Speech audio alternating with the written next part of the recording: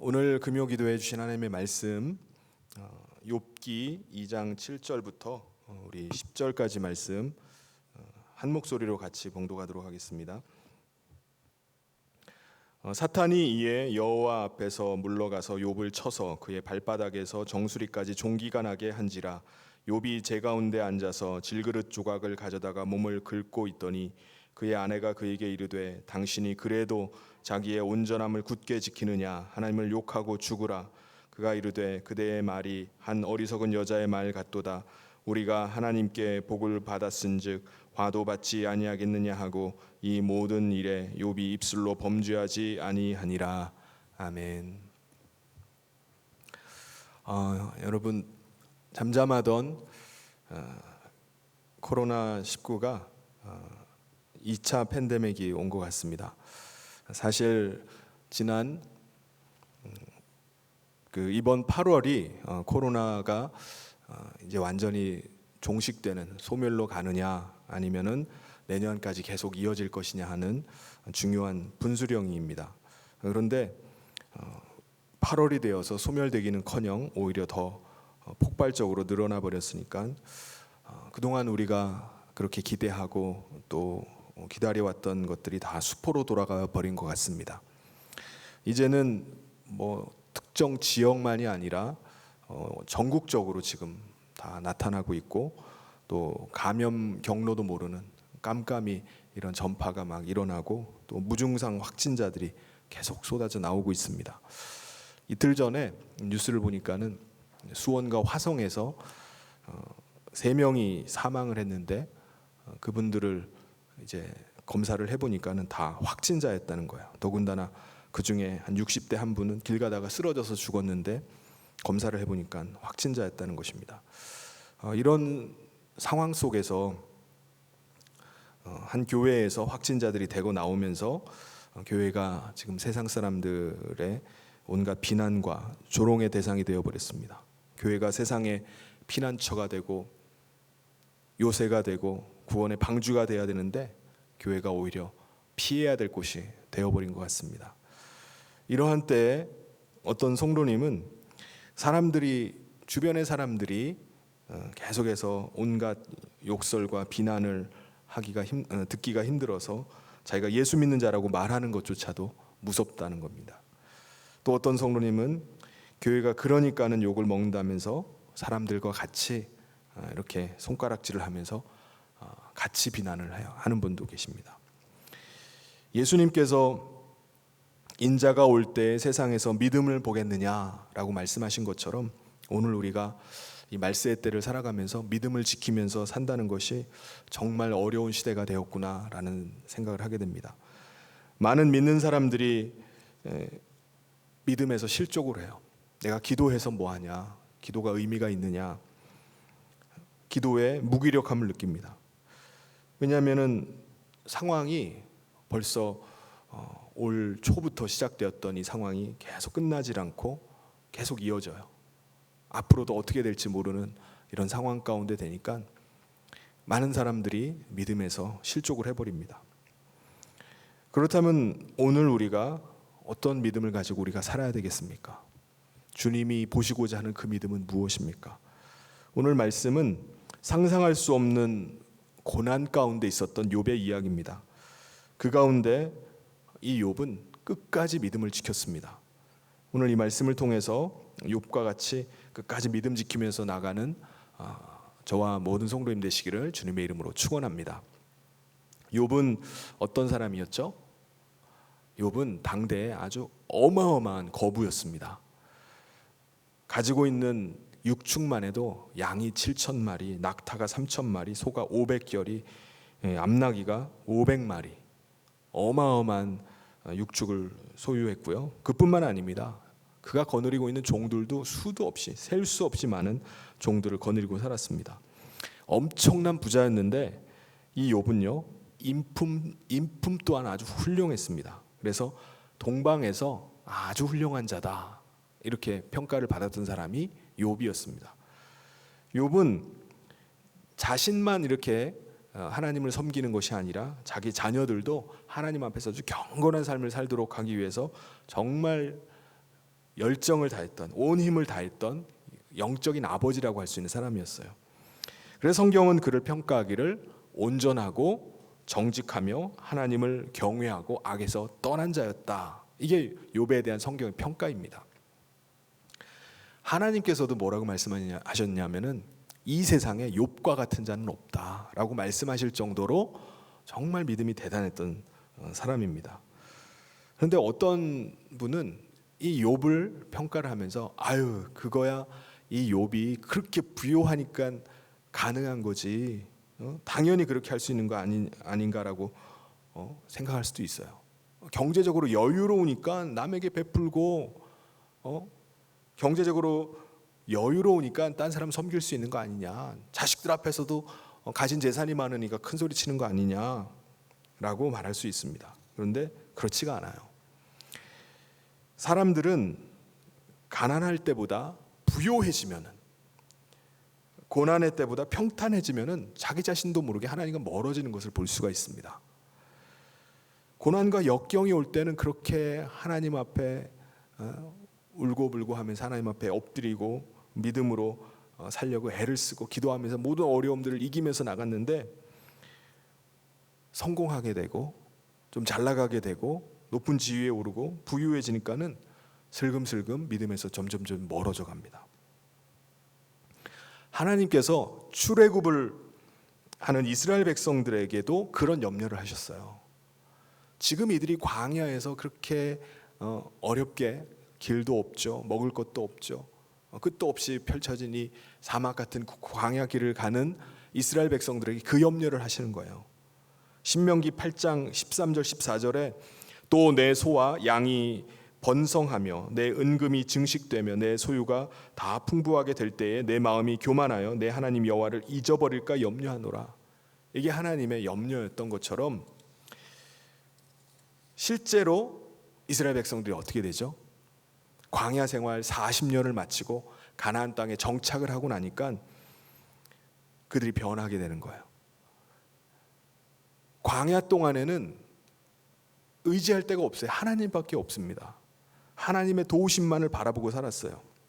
그런데 자신들이 경작을 하고 농사를 지으면서 살다 보니까 풍족해지고요, 우양이 늘어나고 은금이 아주 풍부해졌습니다. 그러니까 그와 동시에 그들 가운데 교만이 막 일어났습니다. 이제는 노력한 만큼 사는 거구나, 하나님 의지할 것이 내 힘으로 사는 것이구나. 교만해지기 시작해서 하나님을 잊어버리기 시작합니다. 화장실 들어올 때와 나갈 때 다르다는 말이 있죠. 사람들이 배가 부르면은 생각이 좀 달라집니다. 부요해지면 생각이 달라져요. 부요해지고 출세하고 성공하면은 생각이 달라져요. 그게 사람입니다. 그런데 욥은 달랐다는 거예요. 욥은 그렇지 않았다는 것입니다. 욥은 어마어마한 부를 갖게 되었음에도 불구하고 변함없이 하나님을 의지하고 하나님을 경외하면서 악에서 떠난 자로 살았습니다. 그런데 그렇게 하나님을 의지하고 하나님을 경외하면서 하나님의 축복을 누리면서 살던 욥에게 어떤 일이 닥치게 되죠? 첫 번째, 모든 재산을 하루아침에 다 잃어버리게 됩니다. 1장 13절 14절에 보면은 스밧 사람들이 갑자기 쳐들어와 가지고 그의 가축들을 다 뺏어가 버리는 거예요. 거부가 갑자기 졸지에 알거지가 돼 버립니다. 거지로 전락해요. 두 번째, 그에게 10명의 자녀들이 있었는데 갑자기 큰 바람이 불어가지고 집이 무너지면서 자녀 10명이 다 압살을 당해 죽어버렸습니다. 한 명의 자식이 먼저 떠나도 그 부모는 그 자식을 가슴에 묻고 막 괴로워하잖아요. 근데 욥은 한 명도 아니라 10명을 한꺼번에 다 잃어버렸어요. 그의 심정이 어떻겠습니까? 세 번째, 욥 자신마저도 아주 독한 질병에 걸립니다. 성경에 보면은 발끝부터 머리 끝까지 정수리까지 온 몸에 악성 종기, 피부병이 났다고 이렇게 말씀합니다. 그러니까 온 몸이 종기로 그냥 벌겋게 돼가지고 고름이 막 질질 흐르는 거예요. 거기다가 그게 엄청나게 가려웠나 봅니다. 이 가려움의 그 고통이 엄청났던 것 같아요. 그래서 8절에 보면은 제 위에 앉아가지고 질그릇 조각 가지고 자기의 몸을 벅벅 긁으면서 있을 정도로 그렇게 고통이 심했습니다. 욥의 몰골이 얼마나 심하게 변했는지 그의 친구들이 찾아왔어요. 근데 그를 못 알아볼 정도로 이게 욥이 맞아? 그 전에 욥이 맞는지를 알아보지 못할 정도로 그렇게 흉하게 몰골이 변해버렸습니다. 네 번째, 그의 아내마저도 그를 조롱하고 저주하고 폭언을 퍼붓고 떠나버립니다. 9절에 보면은 그의 아내가 그에게 이르되 당신이 그래도 자기의 온전함을 굳게 지키느냐 하나님을 욕하고 죽으라. 욥이 지금 어떤 처지에 빠진 겁니까? 재산 잃었죠. 자식들 다 죽었죠. 또 자기 몸마저도 피부병으로 뒤덮여가지고 괴로운 가운데 있어요. 근데 아내만이라도 자기와 함께 해주면 얼마나 위로가 되겠습니까? 그런데 욥의 아내는 마지막 욥의 남은 희망마저도 완전히 짓밟아버리고 가버립니다. 당신 괜찮은 척하지 말고 하나님 욕하고 죽어버려. 이 말이 무슨 말입니까? 당신이 믿는 하나님이 정말 살아계신 하나님이라면은 어떻게 이런 일이 우리 집안에 있을 수 있겠느냐. 그러니 이제도 당신 신앙 포기하고 하나님 욕하고 죽으세요. 죽으세요. 이게 아내 입에서 나온 말입니다. 자기와 함께 했던 이 아내에게서 아내 입에서 나오는 이 말에 얼마나 충격을 받았겠습니까? 아마 이 아내에게 들은 이 말이 자신이 자식 잃고 재산 잃고 자신의 몸에 아주 그냥 심한 병에 걸리는 것보다 아마 더 큰 충격으로 다가왔을 것 같아요. 왜냐하면은 자기 곁에서 그렇게 믿음으로 버텨주던 아내마저도 하나님 원망하니까 이게 얼마나 충격입니까? 함께 믿음 생활하면서 믿음의 가정으로 잘 세워가던 아내가 돌아버린 거예요. 돌변해버린 겁니다. 그러면서 믿음에서 떠나버렸어요. 그러니까 마지막 남은 희망마저 완전히 떠나가 버린 겁니다. 욥의 입장에서는 사랑하는 아내마저도 다 잃어버린 거예요. 남은 게 아무것도 없습니다. 그러니까 욥이 당한 고난은요, 우리의 상상을 초월하는 고난이었던 것 같아요. 정말 할 말을 잃게 만드는 고난이었습니다. 욥을 위로하려고 왔던 친구들이 욥을 보고는 정말 할 말을 다 잃어버렸어요. 그래서 말씀해 보면은 욥기 2장 13절에 밤낮 7일 동안 그와 함께 땅에 앉았으니 욥의 고통이 심함을 보므로 그에게 한마디도 말하는 자가 없었더라. 친구들이 위로해 주려고 찾아왔어요.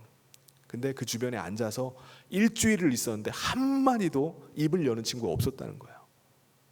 할 말을 잃어버린 거예요. 욥을 보니까 정말 어떻게 뭐라고 말할 수가 없는 겁니다. 그런데 오늘 이 말씀에서 아주 중요한 사실이 있습니다. 그것은 욥이 정말 말할 수 없는 고난, 우리의 인간이 상상할 수 있는 그 고난을 상상할 수 없는 고난을 당했지만은 그가 입술로 범죄하지 않았다는 사실입니다. 10절에 보면 그가 이르되 그대의 말이 한 어리석은 여자의 말 같도다. 우리가 하나님께 복을 받았은즉 화도 받지 아니하겠느냐 하고 이 모든 일에 욥이 입술로 범죄하지 아니하니라. 욥의 아내는 어땠죠? 자기 앞에 닥친 고난을 겪으면서 믿음에서 파손해 버립니다. 남편 욥에게 차라리 하나님 욕하고 죽어버려라. 아주 악담을 퍼붓습니다. 욥 정도의 신앙이면은 그의 아내의 신앙도 욥 못지않게 좋았을 거예요. 그러니까 자녀도 10자녀를 다 믿음으로 이렇게 키워냈을 겁니다. 그런데 욥의 그 신앙이 좋던 아내마저도 고난이 연이어서 계속 일어나니까 그의 신앙이 다 무너져 버렸습니다. 그런데 그럼에도 불구하고 욥은 자기 입술로 범죄를 하지 않았다고 말씀합니다. 도리어 하나님 원망하고 욕하는 아내에게 뭐라고 말하죠? 어리석은 여자라고 말해요. 그렇게 말하면 안 된다는 겁니다. 하나님 원망해서는 안 된다라고 그렇게 아내를 나무랍니다. 그럴 입장이에요? 그럴 입장이 아니에요. 그런데 끝까지 욥은 그의 입술로 범죄하지 않았습니다. 1장 22절에 이 모든 일에 욥이 범죄하지 아니하고 하나님을 향하여 원망하지 아니하니라. 이게 굉장히 중요한 말씀입니다. 하나님을 향해서 원망하는 것도 뭐라고 말씀하죠? 죄라는 거예요. 죄, 범죄라고 말씀합니다. 그런데 욥은 이 모든 일, 지금 욥이 경험했던 그 모든 일들, 이 고난 가운데서 하나님을 결코 원망하지 않았다는 것입니다. 욥은 건강할 때도, 부요할 때도, 건강할 때나 병들었을 때나, 부요할 때나 가난할 때나, 기쁠 때나 슬플 때나 결코 입술로 범죄하지 않았어요. 그런데 욥의 아내는 연이은 고난 앞에 그의 믿음이 다 무너져 버립니다. 건강할 땐 좋았죠. 부유할 땐 좋았어요. 행복했습니다. 기쁜 일이 있을 때는 너무나 즐겁게 신앙생활 했어요.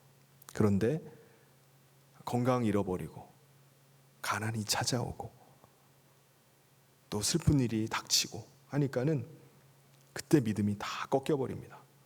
시련이 오니까 믿음을 다 저버려요.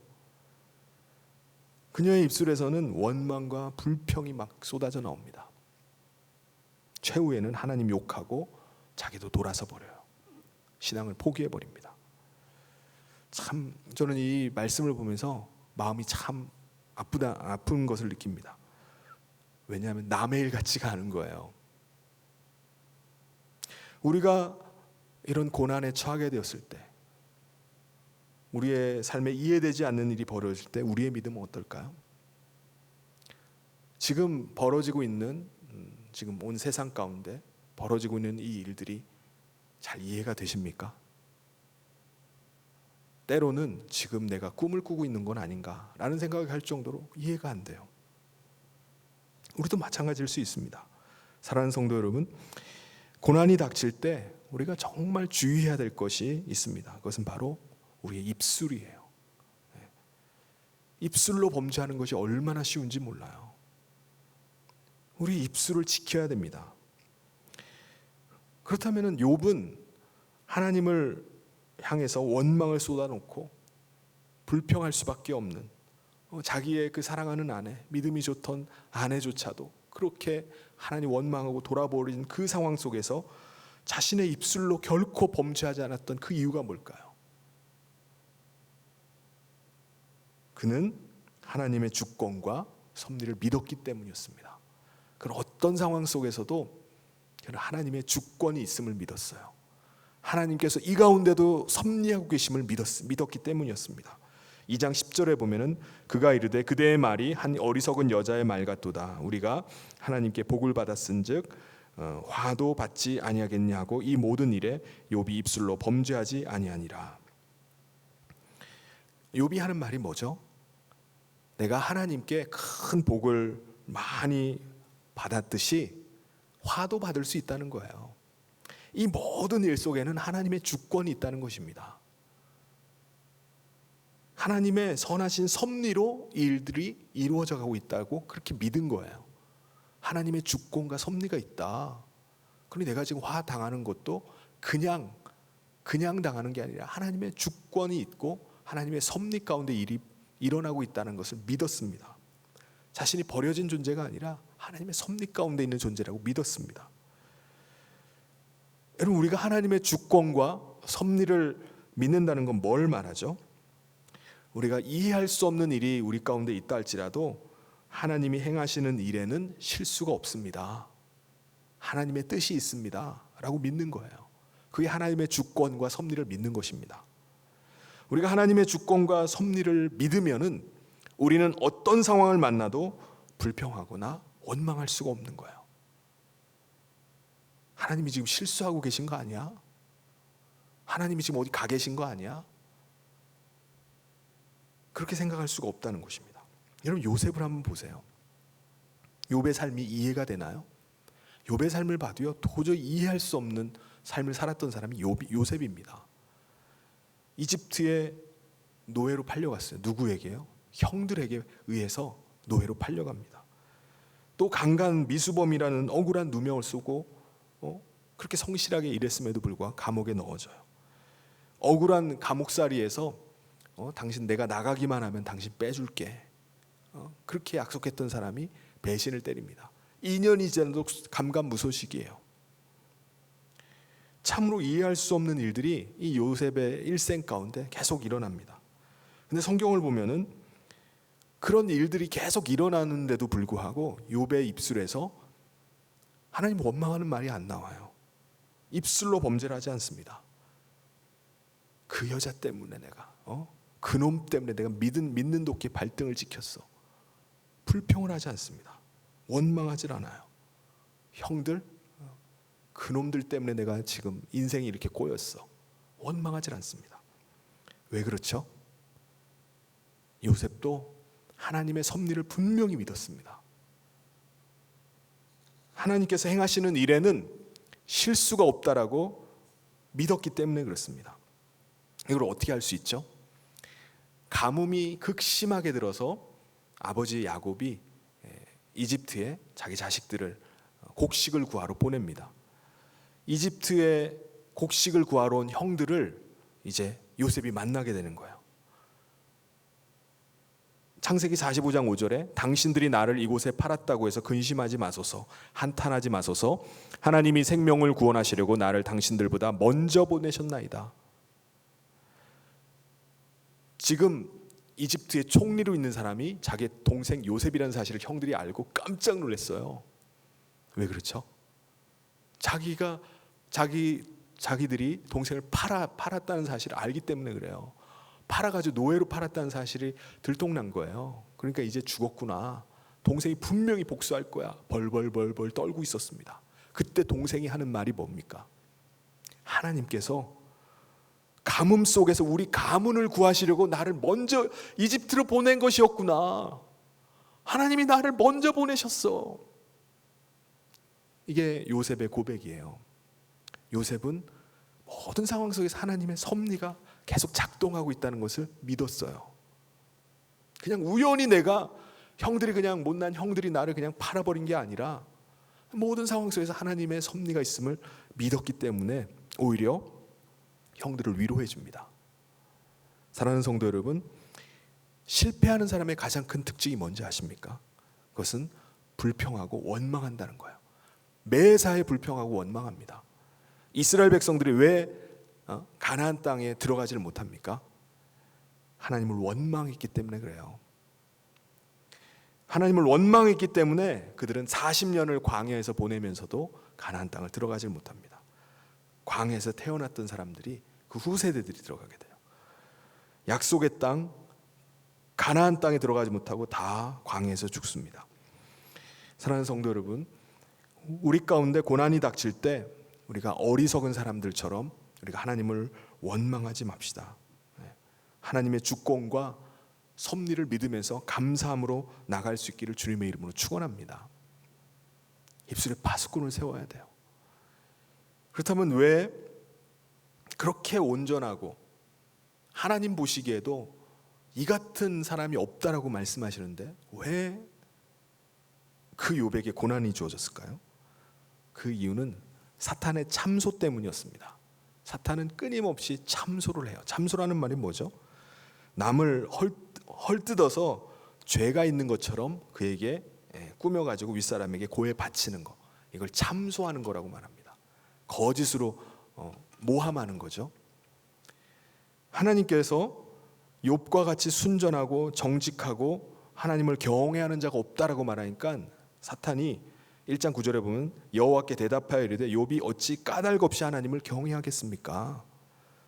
욥이 까닭 없이 하나님을 경외할 리가 없습니다. 이 말은 욥에게 그 많은 가축 주었기 때문에 욥이 하나님 경외하는 겁니다.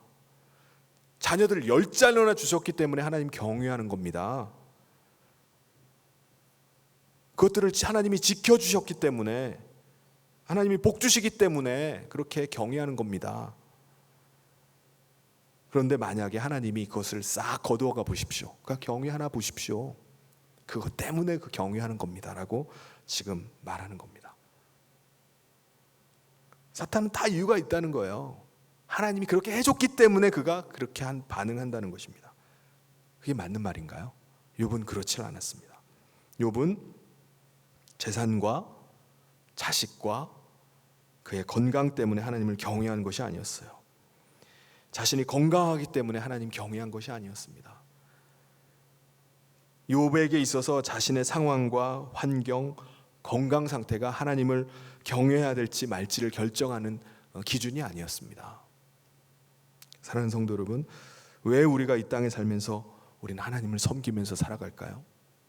왜 우리가 그렇게 여러 가지 고난 속에서도 하나님 의지하면서 믿음으로 살아가는 걸까요?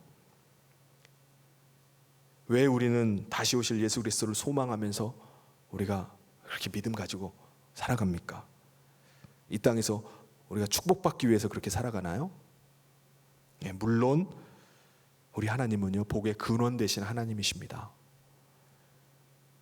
성경에서 뭐라고 말씀하죠? 자손 1000대의 복이 있다고 말씀하세요. 갑절의 영감이 있다고 말씀하십니다. 100배의 축복이 있다고 말씀하십니다. 이 땅에서 우리가 부요함 축복을 누리면서 사는 것은, 치유하심의 권능을 체험하는 것은 정말 복된 일이죠. 그런데 우리가 하나님을 섬기고 예수 그리스도를 믿는 믿음으로 사는 것은 그것 때문만은 결코 아닙니다. 우리가 예수 그리스도로 말미암아 거듭난 이후에 우리가 산 소망을 가졌기 때문이에요. 우리는 거듭난 자로 산 소망을 우리가 가지고 살아가기 때문에 그렇습니다. 우리는 이 땅에서의 삶만이 아니라 영원한 나라를 꿈꾸며 살게 되었기 때문에 우리가 하나님 찬송하면서 하나님 섬기면서 그 소망 가운데 우리가 살아가는 것인 줄 믿습니다. 베드로전서 1장 3절에 우리 주 예수 그리스도의 아버지 하나님을 찬송하리로다. 그의 많으신 긍휼대로 예수 그리스도를 죽은 자 가운데서 부활하게 하심으로 말미암아 우리를 거듭나게 하사 산 소망이 있게 하시며, 그러므로 우리는 하나님의 뜻대로 하나님을 기뻐하고 하나님을 섬기는 자로 우리가 살게 되었습니다. 하나님을 섬기는 이유가 마치 하나님과 흥정하고 하나님과 거래하듯이 하는 것이 아닙니다. 신앙생활은 하나님과 흥정하는 것이 아니에요. 우리는 지금과 같이 어려운 일이 닥쳐서 우리의 삶을 흔들어 놓고 우리의 믿음들을 무너지게 하는 일이 있다 할지라도 우리는 결코 하나님 원망해서 안 되는 줄 믿습니다. 목자는 양을 키울 때 밤낮으로 양을 돌봅니다. 양을 지키고 푸른 초장을 계속 찾아다니고 쉴 만한 물가로 계속 인도해 갑니다. 그러다가 양이 잔칫날이 되면, 목자가 잔칫날이 되면 양을 어떻게 하죠? 그 아끼던 양을 잡아서 잔치상에 올립니다. 이때 양들이 목자에게 뭐라고 말합니까? 정말 그럴 줄 몰랐어. 목자 정말 그럴 줄 몰랐어. 양털 깎아가는 건 내가 이해를 하겠는데, 아니 우리를 잡아먹으려고 지금 푸른 풀밭 찾아다니고 쉴만한 물가로 우리를 데리고 다녔던 거야. 야, 세상에 믿을 놈 하나도 없네. 목자에게 완전 실망했어 하고서 원망하는 게 맞는 것입니까? 아닙니다. 목자는 자기 기뻐하는 일을 위해서 자기가 기른 양을 사용할 권리가 있습니다. 목자 되시는 주님 앞에 양된 우리도 마찬가지인 줄 믿습니다. 우리는 이해할 수 없는 일들이 우리 가운데 있다 할지라도 하나님의 주권과 섭리를 믿는 믿음으로 하나님을 경외하는 삶을 살아야 됩니다. 때로는 하나님께서 침묵하는 것 같이 여겨진다 할지라도 우리는 끝까지 믿음을 지켜야 됩니다.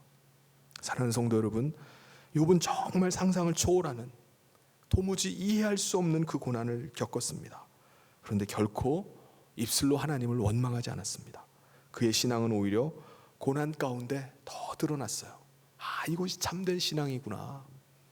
그에게 가지고 있는 신앙이, 하나님을 향한 신앙이 참되구나 라는 것들을 고난 속에서 다 나타냈습니다. 고난 속에서 온전한 신앙이 나타났어요. 그는 부요함 때문에, 하나님이 주신 축복 때문에 하나님을 의지하고 믿은 것이 아니었습니다. 가족 때문에, 평안 때문에 하나님을 경외한 것이 아니었습니다. 오늘 우리의 신앙도 그와 같아야 될 줄 믿습니다. 지금 우리 앞에 펼쳐지고 있는 여러 가지 상황들에 어안이 벙벙할 때가 많아요. 도대체 이게 무슨 일인가? 새벽마다 눈물로 하나님 앞에 아뢰게 돼요. 그런데 이 가운데서도 하나님의 주권과 섭리가 있는 줄 믿습니다. 사랑하는 성도 여러분, 온전한 믿음을 지키면서 하나님을 끝까지 경외할 수 있길 바랍니다. 끝까지 우리의 입술을 지키며 하나님을 신뢰함으로 나가는 가운데 저와 여러분의 믿음이 이 고난 가운데, 드러나는, 온전히 드러나기를 주님의 이름으로 축원합니다. 같이 기도하도록 하겠습니다. 하나님 아버지, 우리가 상상할 수 없는 고난 가운데 있었던 욥이 하나님 앞에 입술로 범죄하지 않고 그가 믿음으로 이 고난의 시기들을 이겨냈던 것을 오늘 말씀을 통해서 보았습니다. 하나님, 오늘 우리가 어안이 벙벙할 정도로 힘든 고난의 시간들을 우리가 보내는 가운데 우리가 하나님의 주권과 섭리를 믿는 믿음으로 이 고난을 이기게 하여 주시옵소서. 하나님, 사랑하는 모든 성도들 가운데 이 연단의 시간을 통해서 전근과 같은 믿음으로 일어서는 귀한 은혜의 시간 될 수 있도록 주여 붙잡아 주시옵소서. 오늘 이 밤에 하나님의 은혜를 구합니다. 성령 하나님께서 기도의 가운데 함께하여 주시고 우리를 붙잡아 주시옵소서. 예수님 이름으로 기도하옵나이다. 아멘.